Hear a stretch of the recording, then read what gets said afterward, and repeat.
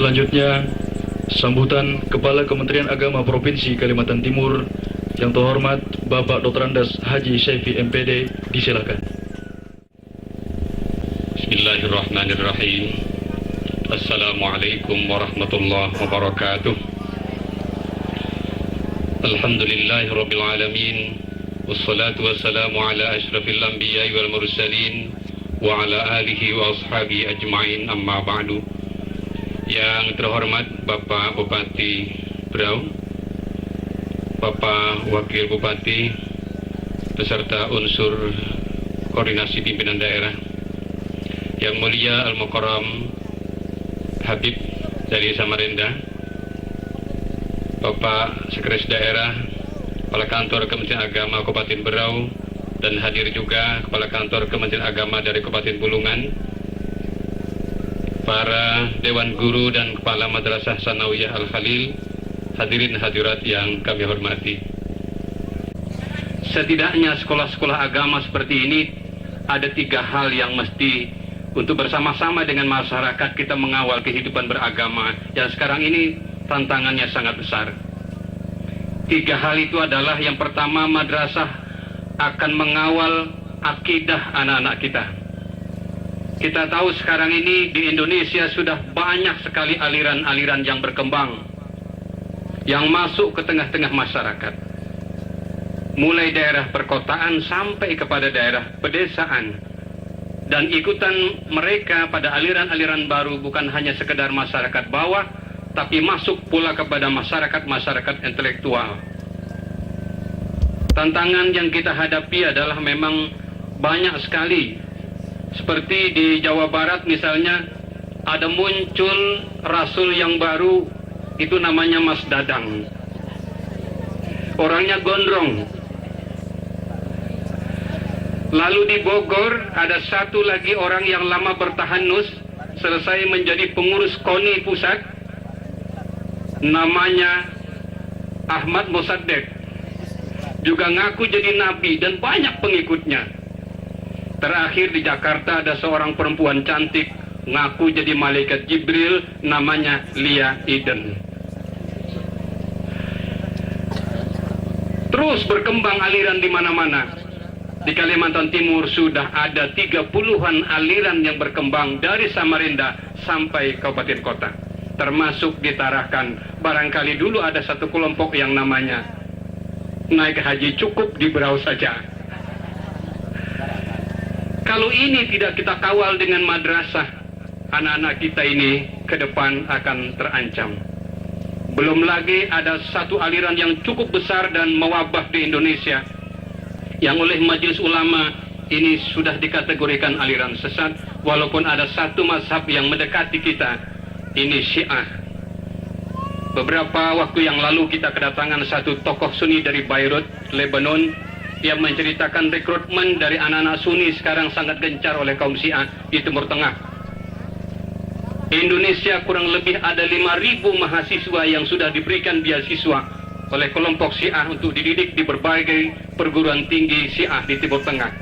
Kalau ini kembali ke Indonesia dengan 5.000 membangun komunitas baru, ini merupakan ancaman baru dari akidah umat kita sendiri. Di antaranya yang berbeda apa? Kita mengakui 4 sahabat, tetapi Syiah hanya 3 sahabat. Kalau di azan beda sedikit ya. Asyhadu an la ilaha illallah, terus asyhadu anna Muhammadar Rasulullah, ya tambah lagi asyhadu anna Ali waliullah. Nah, ini azannya udah beda. Ada lagi satu yang paling diminati oleh kaum laki-laki ini, di mana Syiah sangat memakmurkan adanya mut'ah. Jadi di Syiah, kalau bapak-bapak punya istri satu, lalu nikah siri dengan nikah kontrak, semakin banyak nikah sirinya, nikah kontraknya, makin banyak pula pahalanya. Ini tantangan ini. Karena itu saya minta jajaran Madrasah Sanawiyah, tanamkan akidah anak-anak kita, komitmen Ahlus Sunnah tidak boleh longgar. Karena ini sudah menjadi Ahlus Sunnah yang memang diakui kebenarannya secara internasional. Yang kedua yang saya ingin titip pesan kepada Madrasah Sanawiyah adalah kawal masalah syariat agama kita. Kita bersyukur sekarang sekolah-sekolah termasuk sekolah umum sudah berjilbab di mana-mana. Ini salah satu upaya kita untuk mengawal syariah.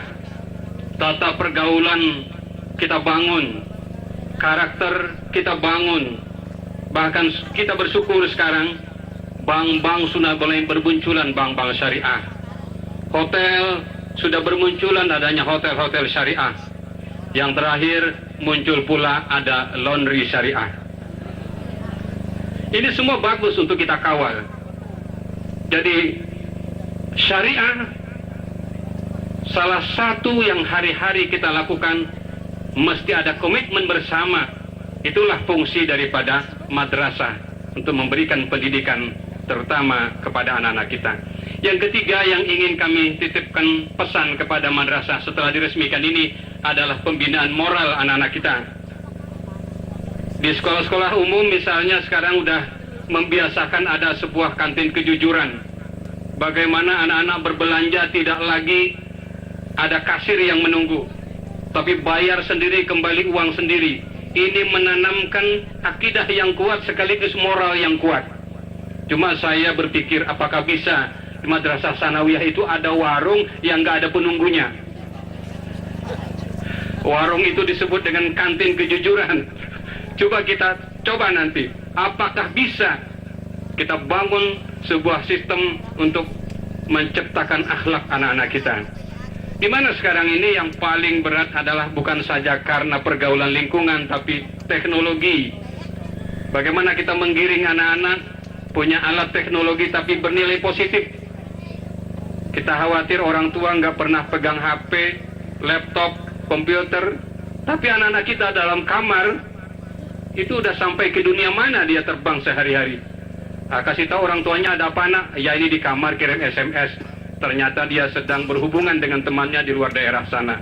Banyak sekali anak-anak yang nggak pulang ke rumah dan ikut teman-temannya lewat Facebook entah pergi kemana, 2-3 hari nggak pulang-pulang. Nah, saya kira yang ketiga ini penting sekali bagi madrasah. Bagaimana anak-anak kita tetap maju, tetapi moralnya tetap terpelihara dengan baik. Karena itu tidak diragukan lagi kehadiran madrasah sanawiyah, ibtidaiyah maupun aliyah. Itu sangat membantu bagi masyarakat kita untuk mengembangkan dan mempertahankan agama yang kita cintai ini. Kalau dia dalam bentuk formal, kita bersyukur 30% itu adalah pendidikan agama. 70% itu setara dengan sekolah-sekolah umum. Nah, kalau di sini kemudian dikembangkan di dalamnya ada pesantren, luar biasa. Saya menyambut baik kalau ada rencana untuk itu, karena memang pesantren itu harus minimal 3 syarat. Pertama, harus ada kiai yang ikut mondok di situ. Yang kedua, ada santri. Dan yang ketiga, ada tempat mereka menginap atau pondokan. Nah, 3 syarat ini minimal bisa terpenuhi. Jadi kalau ada santrinya, ada pondoknya, nggak ada kiainya, itu belum bisa disebut pesantren. Ada kiai, ada santri, tapi tidak ada asrama, juga tidak bisa disebut pesantren. Jadi minimal paling tidak 3, sehingga nanti bisa tercatat di Kementerian Agama. Saya berharap seluruh aset-aset ini coba dibuatkan suratnya baik-baik, termasuk tanah-tanah, coba sekarang disiapkan surat menyuratnya. Jangan sampai nanti belakang hari sudah maju, ada pemiliknya. Oh, ini dulu rumah ini tanahnya milik nenek saya, kakek saya. So banyak sekali di lingkungan Kementerian Agama aset-aset kita yang pembangunannya sudah berkembang, di belakang hari diusut oleh hak-hak para keturunan-keturunan berikutnya. Bukan hanya sekolah, masjid dilanggar, kuburan pun ada yang berani membongkar karena surat-suratnya tidak lengkap. Oleh karena itu izin operasional salah satunya adalah kepemilikan lahan yang dicukupi dengan surat-surat yang benar. Itulah Ibu dan Bapak apa yang dapat kami sampaikan. Terima kasih atas segala perhatian masyarakat telah membangun sekolah ini. Insya Allah segala sesuatunya silahkan nanti berhubungan dengan kantor Kementerian Agama yang menghubungi bidang pendidikan madrasah sehingga izin operasional ini bisa segera dikeluarkan. Terima kasih. Semoga Allah Subhanahu wa Ta'ala memberikan kekuatan dan keberkahan untuk pembangunan gedung madrasah ini selanjutnya. Pada Bapak Bupati kami mohon kepada beliau memberikan arahan dan sekaligus meresmikan madrasah Al-Khalil ini. Wabillahi taufiq wal hidayah. Wallahul muwafiq ila aqwamit thariq. Wassalamualaikum warahmatullahi wabarakatuh.